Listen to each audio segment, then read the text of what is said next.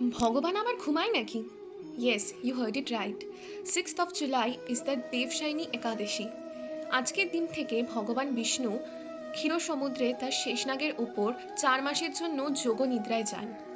এই 4টি মাসকে আমাদের পুরাণে চতুর্মাস বলা হয়েছে। 4 মাস পর কার্তিক মাসের শুক্লাপক্ষের একাদশী তিথিতে অর্থাৎ প্রবোধনী একাদশীতে নিদ্রা থেকে পুনরায় জাগ্রত হন ভগবান। হিন্দু ধর্মে এই দিন অনেক তাৎপর্যপূর্ণ। জগন্নাথ প্রভুর রথযাত্রার পর যখন শ্রাবণ মাসের শুরু হয় তখন বছরের প্রথম ভাগের সমাপ্তি ঘটে, যাকে আনন্দকালও বলা হয়ে থাকে। এই সময় সূর্যের উজ্জ্বলতা সব থেকে বেশি থাকে এবং প্রকৃতি আমাদের থেকে এনার্জি সর্ভ করে নেন।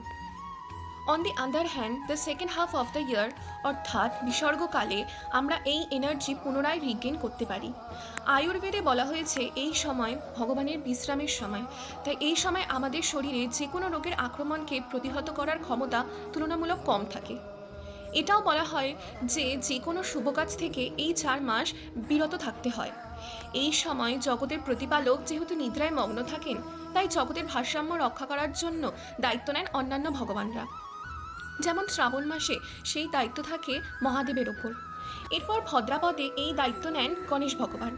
তারপরে চলে আসে শরৎকাল, যেখানে মা দুর্গা নিজের কাঁধে নিয়ে নেন এই দায়িত্ব।